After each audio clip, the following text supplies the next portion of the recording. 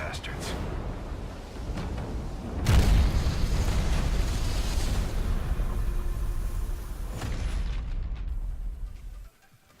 What's up guys, and welcome back to another video.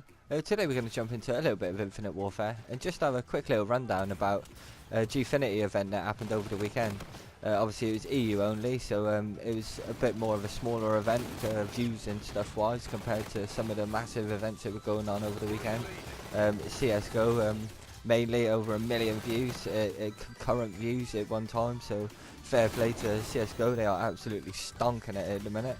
But we'll jump into the GFinity side of things, and GG's to Oribit, who took the W in the end, defeating Splice over 2 legs really. Obviously it was double elimination throughout the entire tournament, and Oribit put out Splice in the first game. I think it was round 1 of the winners bracket. So Splice had to go on a gnarly losers bracket run, and they did. They 3-0'd pretty much everybody in the losers bracket, and it ended up Splice and Oribit in the grand finals. Splice took the first series 3-0, so it was all looking. Splice were just going for it. Like they were balls to the wall going for it. And to be fair, Oribit came back hard in the second series, and they took the first hard point, and it was no stopping them from there on. Just Zero just absolutely went off in the S&D, and from there on it was all Oribit, and they ended up taking the series 3-0 and eventual champions. So 5,000 pro points for the Call of Duty, and that will pretty much set them up now for every major event going forward in the CWL season. Obviously we've got Atlanta coming up next in a couple of weeks, and they'll be seeded pretty high in that now that they've got the CWL points. And obviously the prize pool as well, it wasn't a great prize pool compared to obviously the $1 million prize pool of CSGO. Again, that is just huge at the minute. There is no competing with that, especially not on consoles. Obviously that's a PC game, and that is just huge. So fair play to them, they are absolutely stonking it. So if you're into your CSGO, you are loving it at the minute, because it was huge. I flicked into it for a little bit, but I was mainly watching the Call of Duty, to be honest, because that was EU, and I wanted to support the EU by giving them my view. I know it's only one, but happy days, it all counts.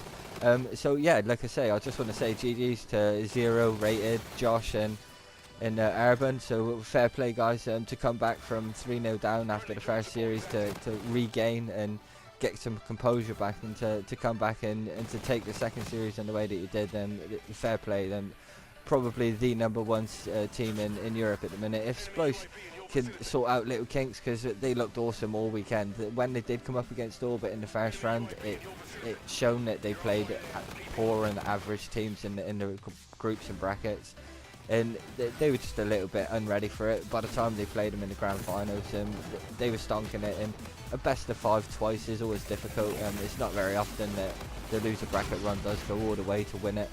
So fair play for them to even get in there. The fatigue wise, it must have been fucking what a day. I mean, like 12 hours of constant Call of Duty would take it out of you.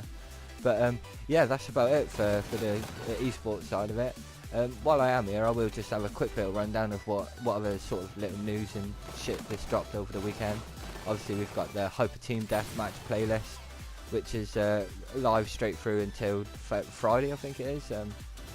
They're doing full week playlists now instead of just the weekend playlist, so it gives you a little bit more time to grind out. And I ain't gonna lie, I haven't even played any games. I've like dipped in and out just to quickly jump on, just to watch a little bit of MLG TV on there, but I haven't really been watching or playing any of the new playlists or anything. I haven't even taken advantage of any of the double XP or anything, because I've literally just been watching the Call of Duty all weekend. So apologies for the older sort of gameplay in the background, but I will jump into a little bit of a Hyper Team Deathmatch at some point and check it out, and then probably the next video that I do will be that gameplay. So happy days. Yeah, that's about it really. Obviously we all know that the patch dropped 1.08, and like I always say on these info drops and whatnot, just jump on over to Charlie Intel and have a little read of it.